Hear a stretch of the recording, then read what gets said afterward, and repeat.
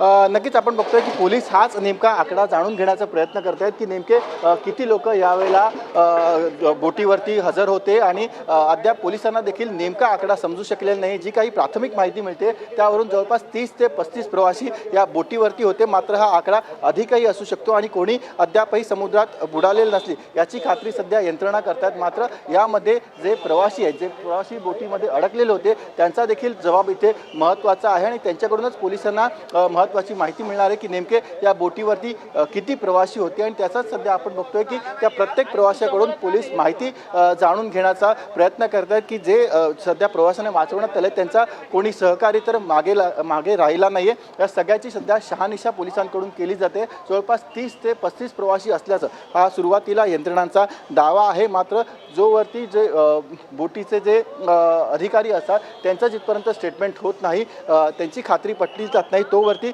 हा आकडा सांगणं कठीण आहे। सांगितलं जातं की मुंबईच्या गेटवे ऑफ इंडिया इथून ही बोट निघाली होती, एलिफंटाकडे ही बोट गेली होती 30 ते 35 प्रवाशांना घेऊन आणि परतीच्या प्रवासादरम्यान उरण येथील कारंजा येथे ही बोट बुडालेली आहे। त्यातील जी लोक वाचवण्यात आलेली आहेत त्यांना सध्या इथे आणण्यात आलेलं आहे। वेगवेगळ्या ठिकाणी सध्या प्रवाशांना आणण्यात आले आणि प्रत्येकाला सध्या पोलीस जबाब घेत असताना आपल्याला दिसून येते। सगळे वरिष्ठ पोलीस अधिकारी इकडे दाखल झालेले आहेत। अप्पर पोलीस आयुक्त अभिनव देशमुख हे देखील दाखल झालेले आहेत, पोलीस उपायुक्त इथे दाखल झालेले आहेत आणि ज्या प्रवाशांना इथे वाचवण्यात आले त्या सगळ्यांचा जबाब इथे सगळे वरिष्ठ पोलीस अधिकारी घेत आहेत आणि कोणी नेमका आकडा किती होता, नेमकी किती लोक या बोटीवरती होती, कोणी अद्यापही समुद्रात अडकलं नाही ना बुडालं नाही ना याची सध्या पोलिसांकडून खात्री केली जाताना आपल्याला दिसून येत आहे।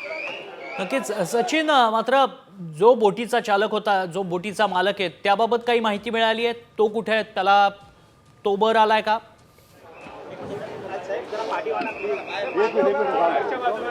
नक्कीच आपण बघतोय की सध्या बोटीचे जे अधिकारी आहेत किंवा बोटीचा मालक आहे त्या संदर्भात देखील खात्री केली जाते, कारण कुठे ना कुठे बोट बुडालेली आहे त्यामुळे एक दुर्घटना ही म्हणता येईल किंवा मग कोणाच्या चुकीमुळे ही दुर्घटना घडली हे आता तपासाचा भाग आहे आणि तेच आपण बघतोय की पोलीस त्याचीच इकडे जे प्रवाशांना वाचवण्यात आले त्यांच्याकडून माहिती घेत आहेत। नेमकं या बोटीची क्षमता किती होती, किती प्रवाशांना या बोटमधून नेण्यासाठी अनुमती होती, नेमक्या किती प्रवासी या बोटीमधून प्रवास करत होते, बोटीमध्ये मुबलक प्रमाणात लाईफ जॅकेट होती का नव्हती, बोटीचं वारंवार तिचं एक मेंटेनन्स करावा लागतो तो मेंटेनन्स केला गेला होता का नव्हता आणि कोणतं नेमकं दुर्घटनेचं कारण काय होतं या सगळ्याची आता उत्तरं ही पोलिसांना देखील द्यावी लागणार आहे। तीच उत्तरं पोलीस घेण्याचा इथे प्रयत्न करत असल्याचं दिसून येते, कारण 30 ते 35 प्रवासी होते आणि ही दुर्घटना नेमकं आता ह्याच्यामध्ये कोणी अडकलंय का, कोणी दगावलंय का हे स्पष्ट झालेलं नाही आहे। मात्र प्रवासी बोट होती आणि त्या संदर्भातील जे सगळे नियम होते का त्यांचं पालन केलं गेलं होतं की नाही ह्याचं देखील आता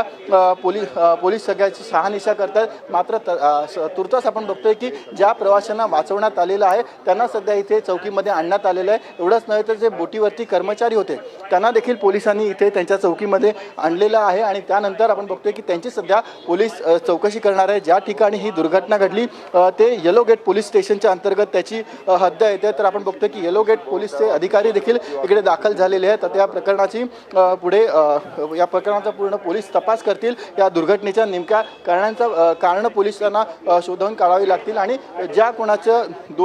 जो कोण दोषी असेल तर त्याच्यावरती कारवाई देखील केली जाईल आणि त्याच दृष्टीने आपण बघतोय की सध्या तपासाला इकडे सुरुवात झालेली आहे। जे वरिष्ठ पोलीस अधिकारी आहेत, अपर पोलीस आयुक्त आहेत, पोलीस उपायुक्त आहेत हे सध्या दाखल झालेले आहेत, येलो गेट पोलीस स्टेशनचे अधिकारी दाखल झालेले आहेत आणि चौकशीला आपण सुरू झाल्याचं आपल्याला दिसून येत आहे।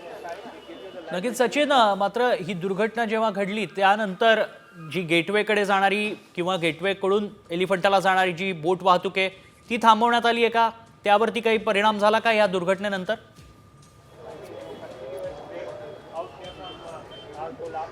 अद्याप बोट सेवा जी आहे ती थांबवल्याची कोणतीही माहिती नाही, कारण आपण बघतोय की अनेक डेली सर्व्हिसेस अशा बोटी असतात मुंबईवरून उरणच्या दिशेने असतील, अलिबागच्या दिशेने असेल, एलिफंटाच्या दिशेने असेल। नक्कीच, त्यामुळे गेटवेकडनं एलिफंटाला जाणारी बोट उलटली आहे। 30 प्रवासी या बोटीत प्रवास करत असल्याचं पाहायला मिळतंय। सध्या बचाव कार्य सुरू आहे।